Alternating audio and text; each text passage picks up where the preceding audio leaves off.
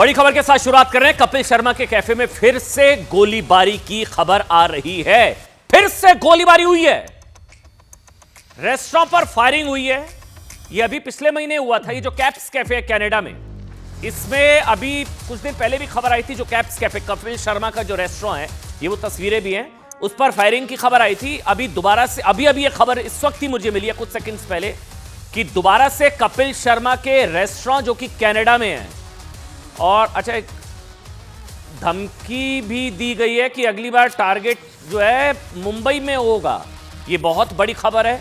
कपिल शर्मा के कैफे पर फायरिंग। इससे पिछले महीने भी कपिल शर्मा के रेस्टोरेंट जो कि कनाडा में, उस पर अटैक हुआ था। वो तस्वीरें भी आई थी पिछली बार वाली, जिसमें फायरिंग करते हुए कुछ लोग भी नजर आ रहे थे। सोशल मीडिया पर एक गैंगस्टर ने फायरिंग का दावा किया। कनाडा में कपिल शर्मा के रेस्टोरेंट पर फायरिंग की खबर है। यह बहुत बड़ी खबर है। कपिल शर्मा के रेस्टोरेंट पर फिर से फायरिंग की खबर है। धमकी दी गई है कि अगली बार निशाना मुंबई में होगा। अगली बार निशाना मुंबई में होगा, यह भी कहा गया है। पिछले महीने ही कपिल शर्मा के रेस्टोरेंट पर फायरिंग की खबर। अच्छा, ये ताजा तस्वीर है, दिखाइए एक बार, हटाइए मुझे, दिखाइए एक बार।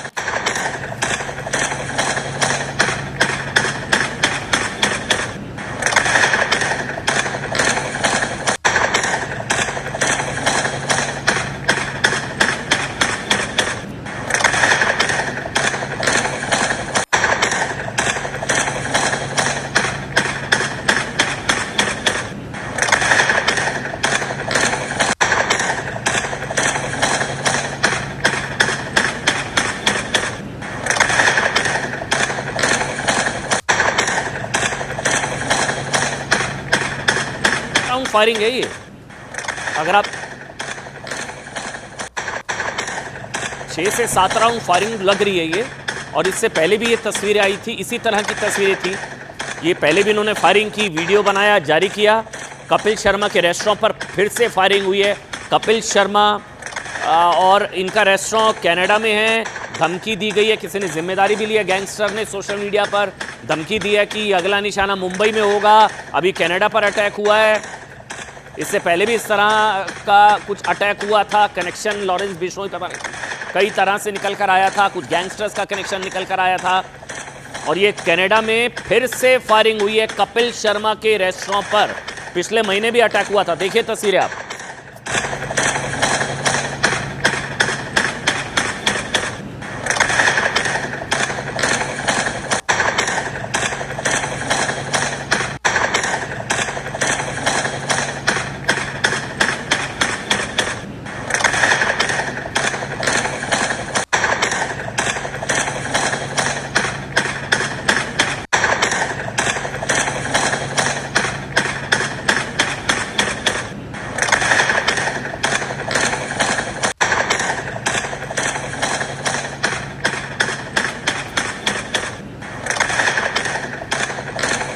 पर पिछले महीने भी फायरिंग हुई थी। कुछ और जानकारी भी लगातार हमको मिल रही है। कपिल शर्मा की तरफ से बयान भी आया था पिछली बार जो अटैक हुआ था। ये जो कैप्स कैफे आप देख रहे हैं, KPS कैप्स कैफे कनाडा में है, कपिल शर्मा का रेस्टोरेंट है। पहले भी इस पर हमला हुआ, फायरिंग हुई। आनंद तिवारी मेरे सहयोगी इस वक्त फोन लाइन पर मौजूद है। आनंद, ये पिछले महीने भी दोबारा से इस बार किस जिम्मेदारी भी ली है, किसी गैंगस्टर ने कुछ पोस्ट भी किया है कि अगला निशाना मुंबई में होगा। बहुत सीरियस है। जी देखिए, बिल्कुल अमन, जो मशहूर कॉमेडियन है कपिल शर्मा, उनको दूसरी बार टारगेट किया गया है। और इस बार उनको फोन किया गया था, उन्होंने फोन नहीं उठाया, ऐसा इस पोस्ट में दावा किया गया है। तो उनका जो कनाडा में कैफे है उसके ऊपर फायरिंग की गई। अभी हाल ही में उन्होंने इस कैफे का उद्घाटन किया था और उसी दौरान उनके कैफे में फायरिंग हुई थी। और ये करीबन 1 महीने के अंदर ये दूसरा वाकया है जब कुछ गैंगस्टरों ने सोशल मीडिया में पोस्ट डालकर इस हमले की जिम्मेदारी ली है। बाकायदा एक वीडियो जो है फायरिंग का, जिसमें आवाज आ रही है, वो भी सोशल मीडिया पे जो गैंगस्टर हैं उनकी तरफ से वायरल किया गया है। कोई रीजन, कोई वजह, कौन लोग हैं, क्या ग्रुप है, किससे कनेक्शन, क्यों बार बार अटैक्स? क्योंकि इससे पहले भी अटैक हुआ, दोबारा अटैक हुआ। कोई रीजन, कोई गैंगस्टर, कौन सा ग्रुप, कोई कनेक्शन? को कह रहे हैं मुंबई तक आकर मारेंगे, मतलब मुंबई में होगा अगला हमला। ये बहुत सीरियस है। जी बिल्कुल, देखिए अमन, जो पहली फायरिंग हुई थी उसमें जो कपिल शर्मा के शो में जो सिखों को लेकर कुछ टिप्पणी की गई थी, उससे नाराज होकर गैंगस्टरों ने ये फायरिंग की थी। लेकिन इस बार जो अच्छा। फायरिंग हुई है उसमें अंकित बादू, जितेंद्र गोगीमान, काला राणा, आरजू बिश्नोई, शुभम लोनकर, हरी बॉक्सर, शाहिल दुल्हन, इन गैंगस्टरों ने ये दावा किया है कि हम लोगों ने, हमारे ग्रुप ने ये फायरिंग कराई है। अब तक जो जानकारी मिल रही है कि हो सकता है कि उसी मामले से ये गैंगस्टर जो है नाराज हो, और हो सकता है कि कोई एक्सटॉर्शन के लिए कपिल शर्मा को टारगेट किया जा रहा हो। हालांकि जो कनाडा की कुछ न्यूज़पेपर है उसमें भी इस खबर को प्रमुखता से प्रकाशित किया गया है आज करीबन 6:30 बजे के आसपास, कि कपिल शर्मा जो इंडियन कॉमेडियन है उनके कैफे पर फायरिंग की गई है कुछ अज्ञात लोगों ने। और मुंबई पुलिस सूत्र बता रहे हैं कि उनके पास भी ये वायरल पोस्ट आई है। कपिल शर्मा से इस खबर की वेरिफिकेशन की जा रही है, क्योंकि जाहिर तौर पर कपिल शर्मा तक ये खबर उनके कनाडा के स्टाफ की तरफ से जरूर आई होगी, क्योंकि इससे पहले भी जब उनके कैफे में फायरिंग हुई थी तो कनाडा में तो उस दौरान भी मुंबई पुलिस ने कपिल शर्मा से संपर्क साधा था। हालांकि अभी तक कपिल शर्मा को कोई सुरक्षा नहीं मिली है। देखना होगा कि क्या कपिल शर्मा मुंबई पुलिस का रुख करेंगे, क्योंकि सीधे तौर पर उन्हें थ्रेट मिल रही है। और ये दूसरा वाकया है जब उनको निशाना बनाया गया उनके कैफे को। ना उनको, ये वही लोग हैं जिन्होंने पिछली बार अटैक किया था क्या? या अभी पता नहीं, इसकी जांच होगी। देखिए अमन, बिल्कुल जो पहली पोस्ट आई थी उसमें कुछ अलग गैंगस्टर थे जिन्होंने ये दावा किया था कि उन्होंने फायरिंग कराई है, और उसमें उन्होंने जो कॉमेडियन कपिल शर्मा का शो था उसमें कुछ सिखों को लेकर जो टिप्पणी की गई थी उससे वो नाराज। लेकिन इस बार जो ये पोस्ट आई है ये बाकायदा उन गैंगस्टरों की है जिनके ऊपर कई आपराधिक मुकदमे चल रहे हैं, जिसमें बहुत सारे गैंगस्टर इंडिया के बाहर है। ठीक है, शुक्रिया आपका अनंत तिवारी, पूरी खबर हम तक पहुंचाने। तस्वीरें देखिए आप एक बार, देखिए किस तरह से फायरिंग हुई है।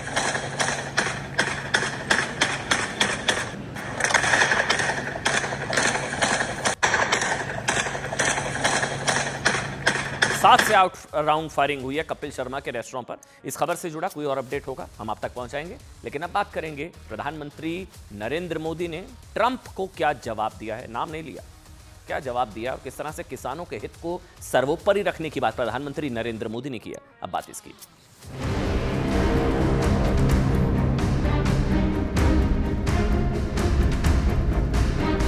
Yeah, you're going to see a lot more. So this is a taste of You're what's going to to see a come. lot more. You're going to see so much secondary sanctions. Yes, ma'am. व्यक्तिगत रूप से मुझे बहुत बड़ी कीमत चुकानी पड़ेगी, लेकिन मैं इसके लिए तैयार हूं। मेरे देश के किसानों के लिए, मेरे देश के मछुआरों के लिए, मेरे देश के पशुपालकों के लिए आज भारत तैयार है। ये बड़े दुखद है क्योंकि हम फॉरेन पॉलिसी पर पूरी तरह असफल रहे हैं। किसान के हितों पर जो वादा किया था कि हम आय दोगुनी करेंगे, वो आय दोगुनी नहीं हो पाई। किसान ना उन्होंने गर्मी की परवाह की, ना बारिश की ना सर्दी की परवाह की। उसमें कुछ किसान तो बेचारे मर गए, तब किसान आपको याद नहीं आए, अब किसान की याद आ रही है। Was well disposed towards us, our administration that we thought was well disposed. Very clearly we have to act accordingly and we will have to learn our lessons.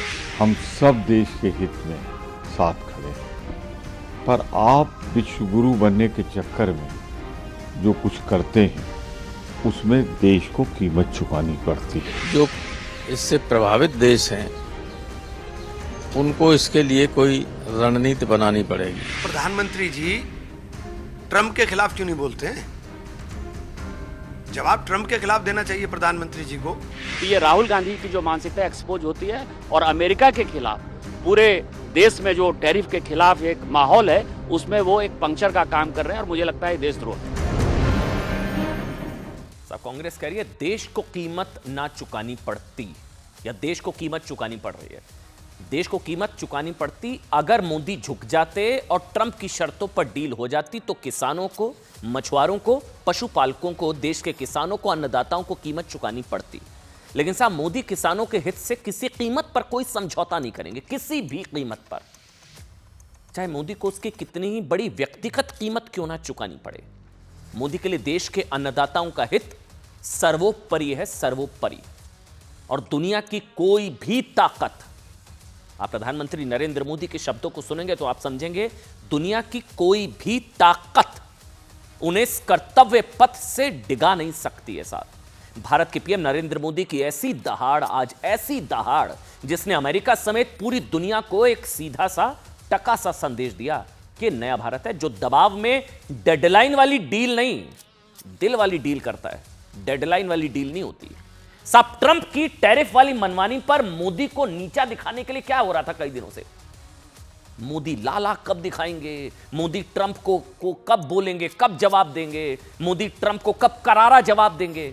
साहब, ऐसे लोगों के साथ साथ आज मोदी ने ट्रंप को भी ऐसा करारा जवाब दिया, ऐसा करारा जवाब जिसकी उम्मीद खुद को सुपर पावर समझने वाले अमेरिका को भी नहीं होगी। ये टैरिफ वाले ट्रैप में ना खुद अमेरिका फंसता जा रहा है। मैं आगे आपको समझाऊंगा। ये भारत, चीन, रूस तीनों साथ आए तो यूएस का क्या होगा। ये टैरिफ वाला ट्रैप जो है ना वो अमेरिका को ही निगल सकता है। आज दुनिया ने मोदी के जरिए 140 करोड़ भारतीयों की दहाड़, सधी हुई आत्मविश्वास से भरी हुई 140 करोड़ भारतीयों की दहाड़ सुनी है। आज पीएम मोदी ने ट्रंप की टैरिफ वाली दादागिरी या ट्रंप गिरी पर जिस तरह ट्रंप का नाम लिए बिना करारा जवाब दिया, उसकी उम्मीद साहब मैं बार बार कह रहा हूं ट्रंप को नहीं रही होगी। ट्रंप को लग रहा होगा दबाव में आ जाएगा, पाकिस्तान दबाव में आ गया, दुनिया के इतने देश दबाव में आ गए, दुनिया के देशों ने अपने हितों से समझौता कर लिया। यह नया भारत है। आज मोदी ने ट्रंप को सख्त लहजे में मैसेज देते हुए कह दिया कि भारत किसी के दबाव में आए बिना देश हित को प्राथमिकता देगा, राष्ट्रीय हितों की रक्षा करेगा। सबसे बड़ी चीज प्रधानमंत्री ने लगातार जिक्र किया किसानों का, अन्नदाताओं का, पशुपालकों का, मछुआरों का। सिर्फ एक ही सेक्टर का जिक्र किया। किसानों के हित सर्वोच्च रहेंगे और अमेरिका से दोस्ती बराबरी की शर्तों पर होगी।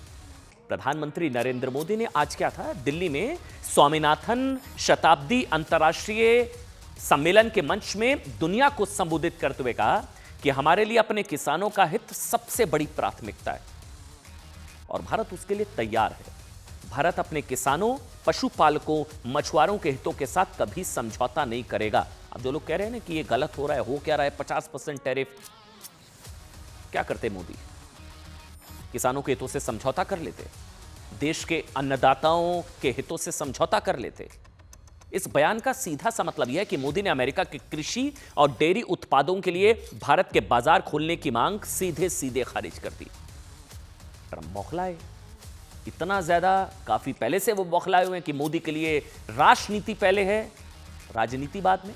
क्योंकि आज मोदी ने एक और चीज कही, जो का वो भारत का ऑफिशियल स्टैंड है और ये स्टैंड तब से है जब से ट्रंप भारत के साथ ट्रेड डील करने की कोशिश कर रहे थे कि किसानों के हितों से समझौता नहीं होगा।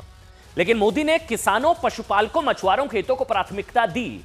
इसी मंच से मोदी ने उन्हें इस सख्त फैसले के लिए उन्होंने कहा कि उन्हें व्यक्तिगत रूप से बड़ी कीमत चुकानी पड़ेगी।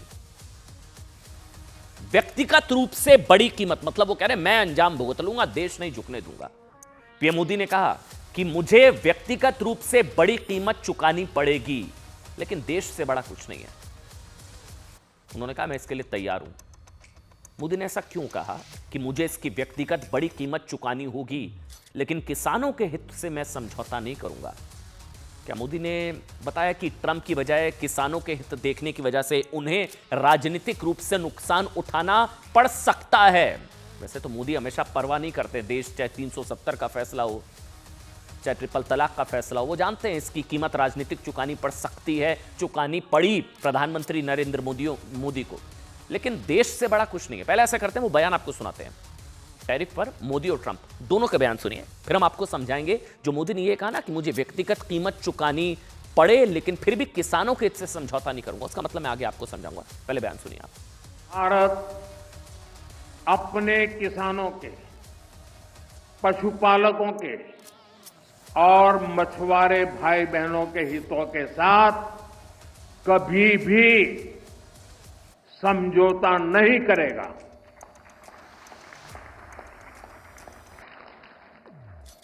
और मैं जानता हूं व्यक्तिगत रूप से मुझे बहुत बड़ी कीमत चुकानी पड़ेगी, लेकिन मैं इसके लिए तैयार हूं। मेरे देश के किसानों के लिए, मेरे देश के मछुआरों के लिए, मेरे देश के पशुपालकों के लिए आज भारत तैयार है। It's only been 8 hours.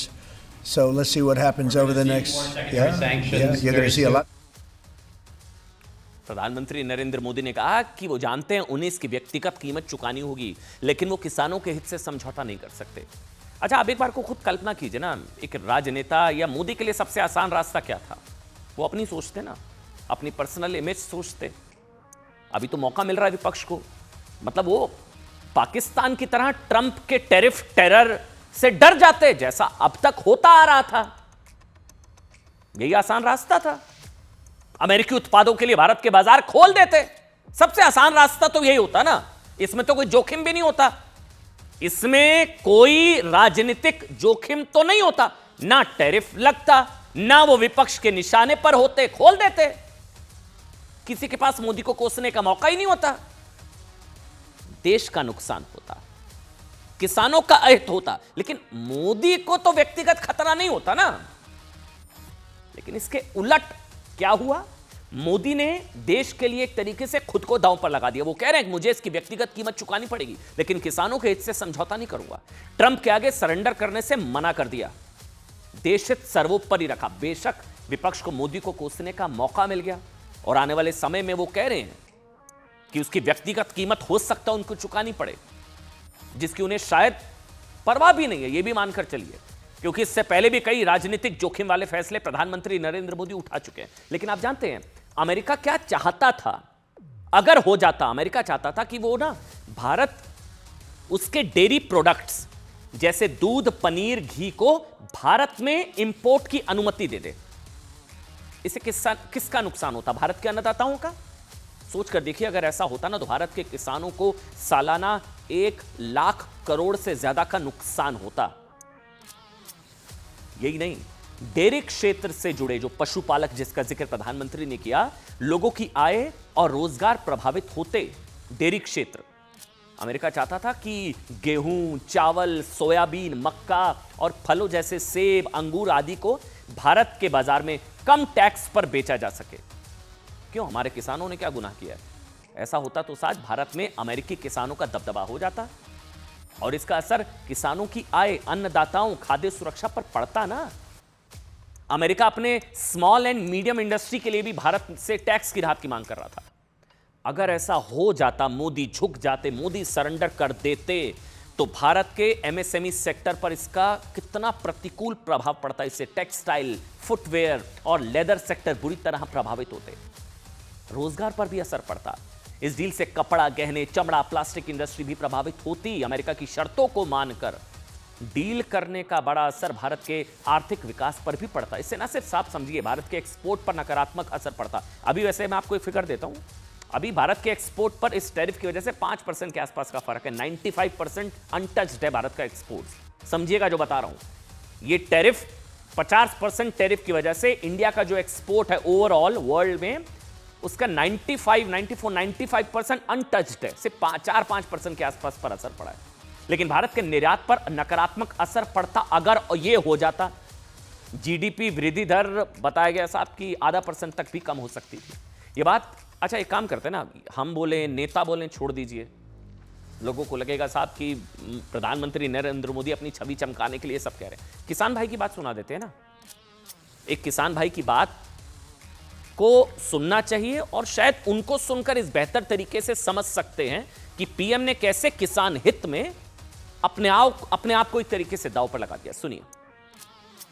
प्रधानमंत्री नरेंद्र मोदी जी जो किसानों के हित की ही बात करते हैं, और जब से मोदी जी आए, जब से जो है किसानों की जो है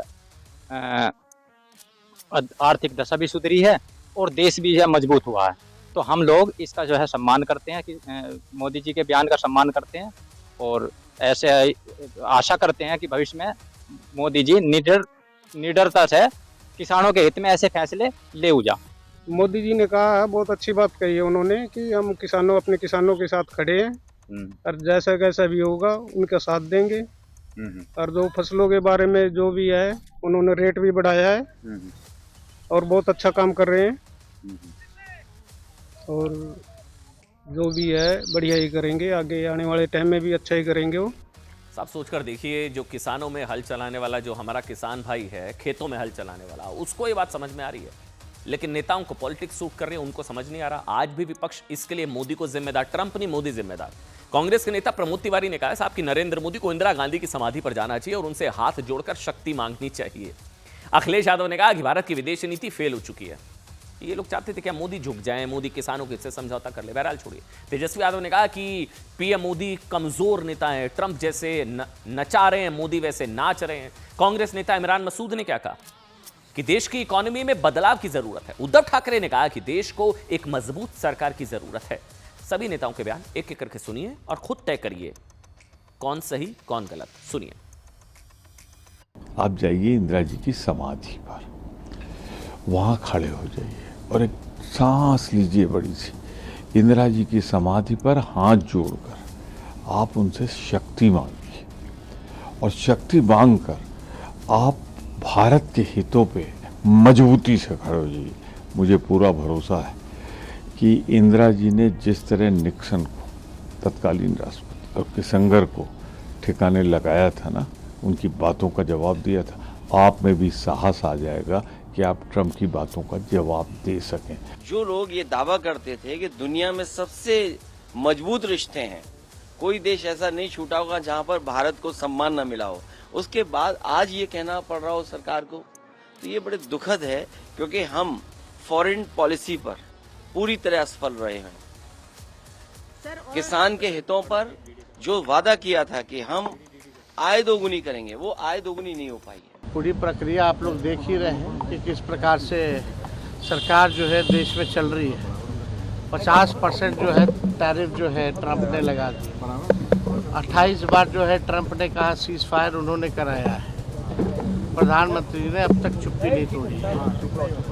प्रधानमंत्री ने अब तक नहीं बोल रहे हैं कि डोनाल्ड ट्रंप जो है झूठ बोल रहे हैं। प्रधानमंत्री जी इतने कमज़ोर हो गए हैं कि अमेरिका जैसे नचा रही है वैसे ही नाच रहे हैं। जिन्होंने अपनी आज़ादी बड़ी मुश्किल से, बड़ी कुर्बानी दे के ली है, और अपनी आज़ादी हम किसी के सामने झुकने के लिए नहीं लिए थे। तो जो बात आराम से और जो काम बात से हो सकती है, वो लाठी से नहीं हो सकती। उधर ट्रंप ने भारत पर 25% टैरिफ 50% कर दिया और आज फिर भारत पर नए प्रतिबंध लगाने की धमकी दी। आज फिर क्या हुआ? कल व्हाइट हाउस में प्रेस कॉन्फ्रेंस में ट्रंप से सवाल हुआ साहब कि चीन सहित कई देश रूस से तेल खरीद रहे हैं, चीन भी खरीद रहा है, तो भारत को ही निशाना क्यों बनाया जा रहा है?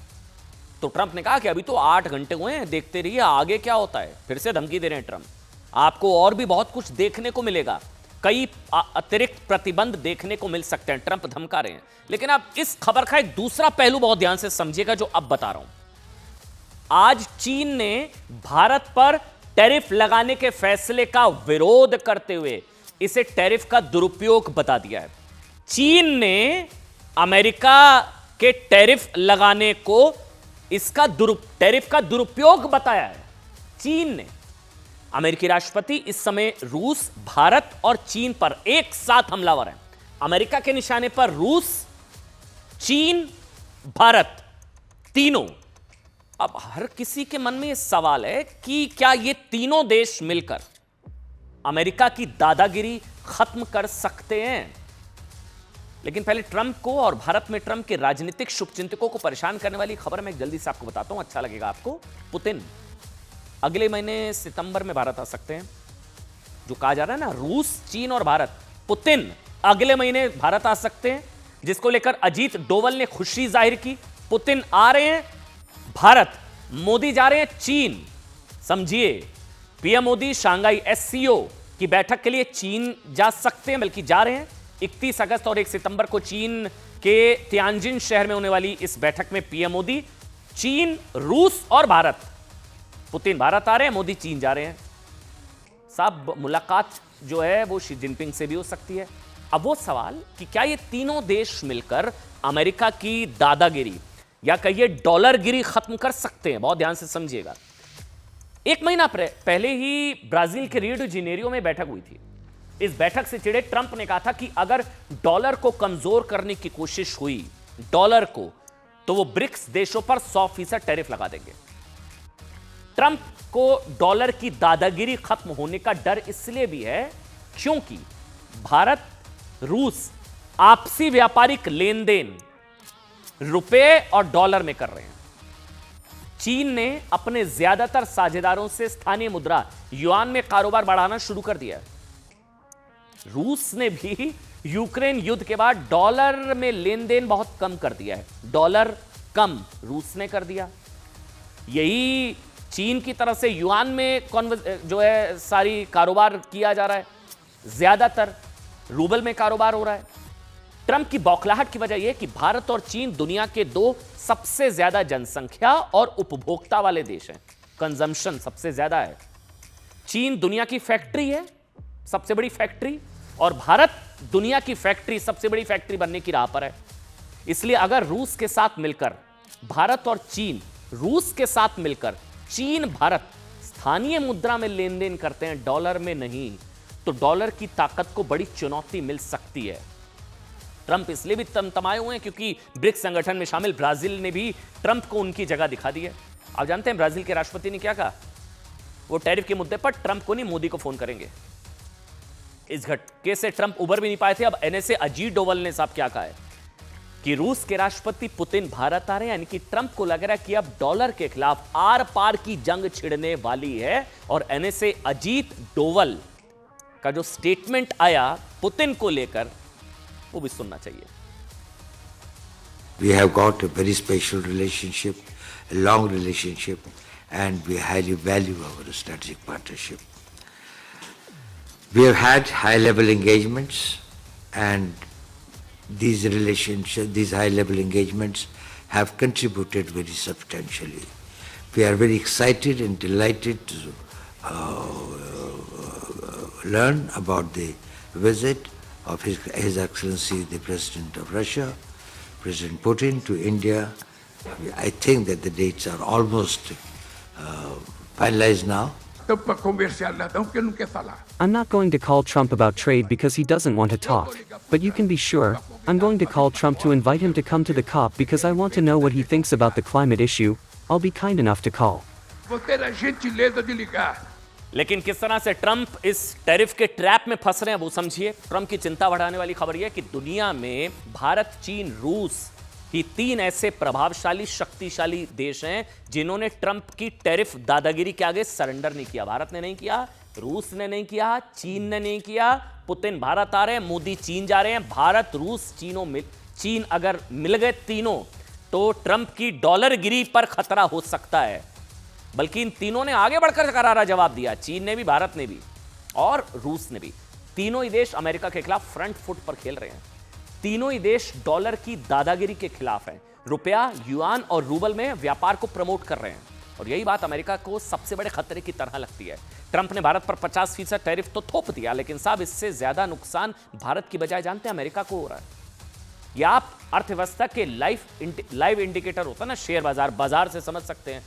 आज क्या हुआ बाजार में आपको बताते हैं। भारत पर 90 देश, भारत समेत 90 देशों पर टैरिफ थोपे जाने के बाद 1 अगस्त से 7 अगस्त तक अमेरिकी शेयर बाजार में औसतन 3% की गिरावट आई। 3%।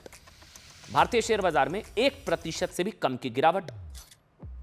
टैरिफ थोपे जाने के बाद अमेरिकी शेयर बाजार की कंपनियों को $1 ट्रिलियन का नुकसान हुआ, जबकि भारतीय कंपनी को 1,35 करोड़ का नुकसान हुआ है। ट्रंप के टैरिफ बम कैसे फ्लॉप हुआ, इसका अंदाजा आप इसी से लगा सकते हैं साहब कि कल ट्रंप ने भारत पर 50% टैरिफ की घोषणा कर दी। आज भारत के शेयर बाजार बढ़त के साथ बंद हुए हैं। मतलब भारत का शेयर बाजार ग्रीन सिग्नल दे रहा है, और ट्रंप का टैरिफ बम भारत से ज्यादा अमेरिका के लिए ही आत्मघाती साबित होता नजर आ रहा है। सुनिए। So clearly this has not been a particularly friendly gesture from a country we thought was well disposed towards us, or an administration that we thought was well disposed. Very clearly we have to act accordingly, and we will have to learn our lessons from this experience. Trump सारी दुनिया की अर्थव्यवस्था को छिन्न भिन्न कर रहा है। अब जो इससे प्रभावित देश हैं उनको इसके लिए कोई रणनीति बनानी पड़ेगी। हालांकि अमेरिका से जो हमारे यहाँ इंपोर्ट होता है वो ज़्यादा है, हमारा एक्सपोर्ट उसकी तुलना में कम है। लेकिन फिर भी कई ऐसी चीज़ें हैं, टेक्सटाइल है, ज्वेलरी है, सब है, इसमें हमें दूसरे बाजारों की तलाश करनी पड़ेगी। और अब बात करेंगे राहुल गांधी के एटम बम की। आज फटा वो एटम बम या फुस हो गया, बात अब इसकी करेंगे।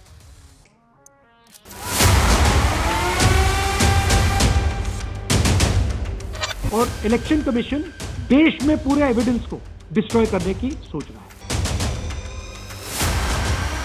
है। एक बार भी उन्होंने उन वोटर लिस्ट को पकड़कर आकर प्रेस कॉन्फ्रेंस नहीं किया है जिन राज्यों में उनकी जीत हुई थी पहले या अभी हाल फिलहाल में उनकी जीत हुई है। इसलिए फर्जीवाड़ा जो है हुई है और आगे कोर्ट में जो है हम लोग जो है एविडेंस हम लोग रखेंगे। मुझे ऐसा लगता है कि राहुल जी के दिमाग की चिप चोरी चली गई है और उनकी हार्ड डिस्क करप्ट हो गई है, इसलिए लगातार वो झूठ बोल रहे हैं। देखिए, SIR एक बहुत बड़ा चुनावी घोटाला है और बिहार के अंदर चुनाव आयोग ने बीजेपी के साथ मिलकर उस घोटाले की पूरी प्लानिंग की और 65 लाख वोट काट दिए। अब बिहार के लोगों में इसका कोई असर नहीं है। ये दिल्ली में हल्ला कर रहे हैं, बिहार में कहां कोई असर है इस चीज का। साहब, खबर का निचोड़ समझिए, राहुल गांधी खुद फंस गए हैं। मैं क्यों कह रहा हूं समझिए, खुद फंस गए हैं वो। अब उन्हें वोटर लिस्ट में कथित गड़बड़ी के आरोपों को ऑथेंटिकेट करना होगा, मतलब साबित करना होगा, सबूत देना होगा कि वो जो आरोप लगा रहे हैं हवा हवाई नहीं है, उसमें दम भी है। ऑथेंटिकेट करना होगा। चुनाव आयोग ने उनसे एक शपथ पत्र पर हस्ताक्षर करने को कह दिया है कि वो मतदाता सूची में अपात्र मतदाताओं को शामिल करने और पात्र मतदाताओं की जानकारी दे दें। अगर कोई फर्जी वोटर शामिल हो गया तो वो बता दें, और कोई छूट गया तो बता दें, उस पर साइन कर दें, वापस दे दें, हम उस पर कार्रवाई कर देंगे, बात खत्म। ये तो आसान काम कर दिया ना राहुल गांधी जी का, एक फॉर्मेट बना के दे दिया। बल्कि मतलब हिट एंड रन वाली पॉलिटिक्स नहीं है, साबित करो जो कहा वो सही है। खास बात क्या है, अब समझिए पेच क्या है इसमें, राहुल गांधी कहां फंस गए हैं। खास बात यह है कि चुनाव आयोग ने उन्हें शपथ पत्र पर हस्ताक्षर करने के लिए कहा। एक अंडरटेकिंग है, शपथ पत्र है, अंडरटेकिंग, एक तरह की अंडरटेक, जिसमें लिखा क्या है, जिसपे वो साइन करेंगे नीचे राहुल गांधी जी कि मैं जानता हूं मतदाता सूची से जुड़ी गलत जानकारी देना जनप्रतिनिधित्व कानून के सेक्शन 31 के तहत अपराध है। यहां फंस गए वो, अब वो साइन करेंगे नहीं करेंगे। गलत सबूत देना, आगे नीचे लिखा है मैं जानता हूं कि इससे मतदाता सूची से जुड़ा गलत सबूत देना भारतीय न्याय संहिता BNS के सेक्शन 227 के तहत अपराध माना जाएगा। इस अंडरटेकिंग पर राहुल गांधी जी साइन करें और जो वोटर छूट गए हैं उनकी लिस्ट और जो फर्जी वोटर जो आपको लग रहा है कि गलत है उनकी लिस्ट दे दें, चुनाव आयोग कार्रवाई कर देगा। एक तरह से मेरी नजर में ईसी ने राहुल गांधी जी का काम आसान कर दिया, पूरा फॉर्मेट ही बनाकर दे दिया ना। इतनी मेहनत की पीसी करके पूरा फॉर्मेट कि चलो ईसी को बता दो कौन कौन से वोटर, क्या क्या नाम है, क्या क्या एपिक नंबर है, आप बता दो, हम शामिल कर लेंगे, उस पर कार्रवाई कर लेंगे। कि आओ बताओ कौन कौन है, बस साइन ही तो करना है। पूरा फॉर्मेट दे दिया, अंडरटेकिंग पर, शपथ पत्र पर, और सूची दे दो। चुनाव आयोग उस पर कार्रवाई करेगा। यही नहीं साहब, कर्नाटक चुनाव आयोग ने, आप जानते हैं चुनाव आयोग बहुत त्वरित कार्रवाई कर रहा है कि अगर ऐसा कुछ है तो बताइए साहब। कांग्रेस डेलीगेशन को कल दोपहर 1 बजे से 3 बजे तक आकर मिलने का टाइम भी दे दिया। अब देखिएगा कांग्रेस के कितने नेता जाते हैं चुनाव आयोग से मिलने। कल टाइम दे दिया, आइए 1 से 3 मिलिए, बताइए क्या गड़बड़ी हुई। हालांकि चुनाव आयोग ने यह भी साफ कहा है कि या तो राहुल गांधी जी शपथ पत्र दें अब, क्योंकि वो तो सच्चे हैं ना, वो तो एटम बम सबूत सारी चीजें, या तो वो दें अब, शपथ पत्र पर साइन करें अगर उनके आरोप सही हैं, वरना अफवाह फैलाना बंद करें, लोगों को गुमराह करना बंद करें। अब क्या करेंगे राहुल, आप मतलब सवाल है, अगर उनके आरोपों में दम है तो वो शपथ पत्र साइन कर देंगे कि भाई बिल्कुल सही बात है। नहीं करेंगे तो उनके आरोपी को फर्जी या हवा हवाई तो कहा जाएगा। मतलब साइन करने पर गलत आरोप निकले तो एक्शन हो जाएगा, नहीं साइन करेंगे तो फर्जी कहलाएंगे। लेकिन राहुल गांधी साहब इन पर साइन करने के मूड में है नहीं। राहुल गांधी कह रहे हैं कि मेरा वचन, मतलब एक तरीके से जो कह रहे हैं उसका मतलब है मेरा वचन ही मेरी शपथ है। वो कह रहे हैं कि शपथ पत्र क्या, वो एक ऐसे नेता हैं, वो सबके सामने जो कह रहे हैं वही उनकी शपथ है। बीजेपी कह रही है राहुल गांधी कोई बहुत बड़े बाहुबली हैं क्या, उनका बयान ही उनका शासन है। सुनिए। What I say to the people is my word. Right? I'm saying it publicly to everybody. Take it as an oath. This is their data, and we are displaying their data. This is not our data. This is Election Commission data. जब आप लोगों ने राहुल गांधी से पूछा कि आप oath में देंगे, तो राहुल गांधी बोलते हैं मेरे शब्द ही मेरे ओथ है, my words are my oath. बहुत बड़ा बाहुबली है। माई वर्ड्स, मेरे शब्द ही मेरे शासन है। यही हम चाकर हैं, हम नौकर हैं लोगों के, और ये राजा हैं। मेरे शब्द ही मेरे शासन है। ये तो इस फिल्म में डायलॉग था ना, मेरे शब्द ही मेरे शासन है। मैं बोल दूंगा वही शासन होगा। आप गांधी परिवार के हो सकते हैं, आप गांधी जी नहीं हैं।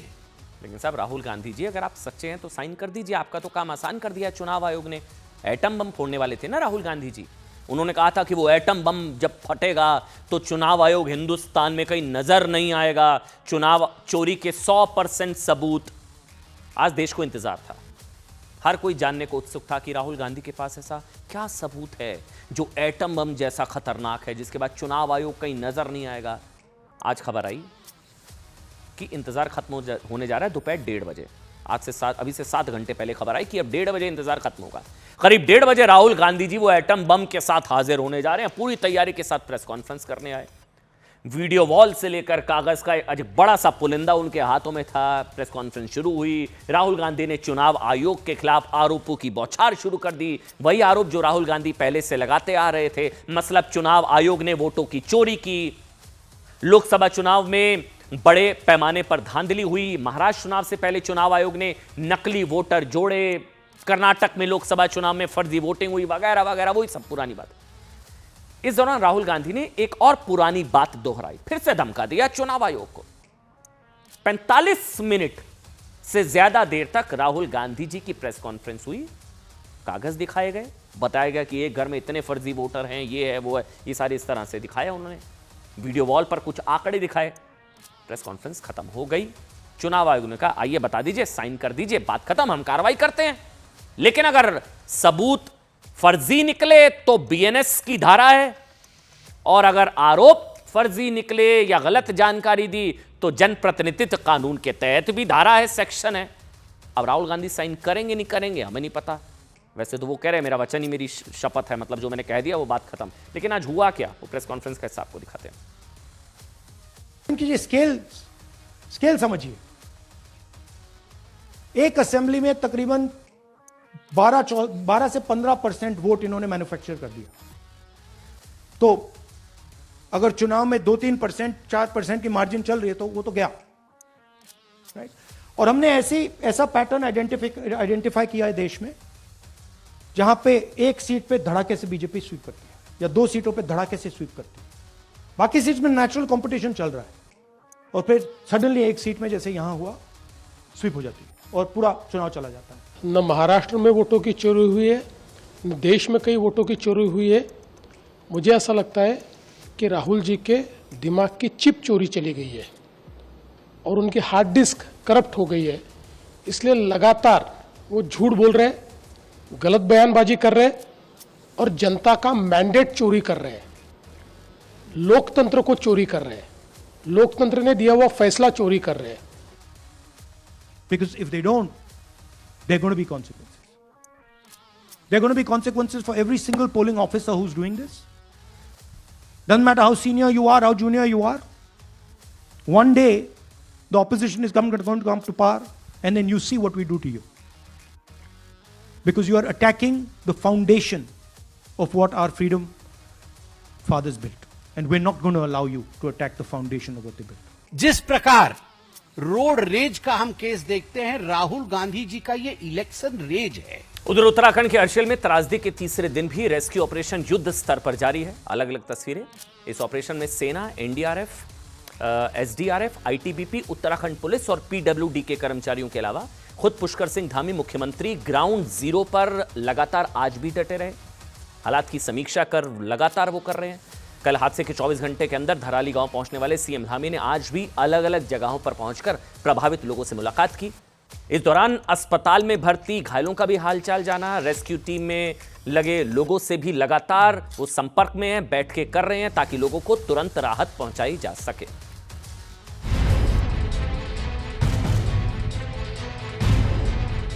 धराली में बादल फटने के बाद तबाही की ये तस्वीरें आज भी दिल दहला रही हैं।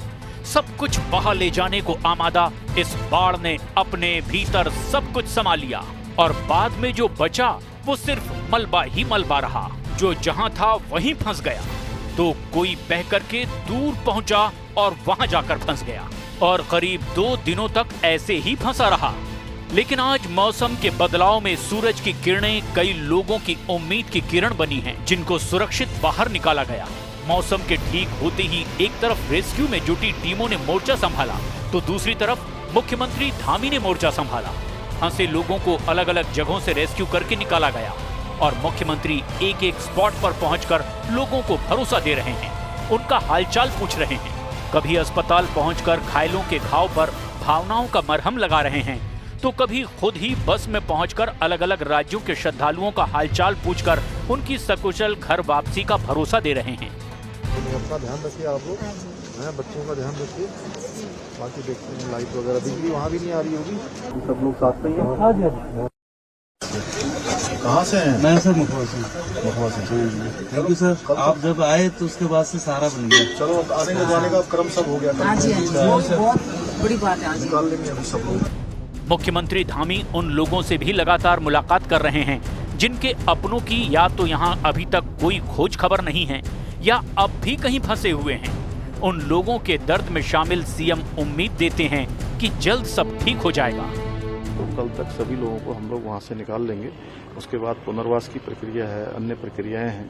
हर एक धराली में बड़ी आपदा आई है, वहाँ के लोग बहुत दुखी हैं, पीड़ित हैं। ऐसे समय में हम सब लोग उनके साथ हैं। आदमी प्रधान किसी चेहरे पर जिंदा बचने की खुशी, तो किसी चेहरे पर अपने किसी के बच जाने की उम्मीद, किसी चेहरे पर अपना सब कुछ गंवा देने की टीस, तो किसी चेहरे पर फिर से नई शुरुआत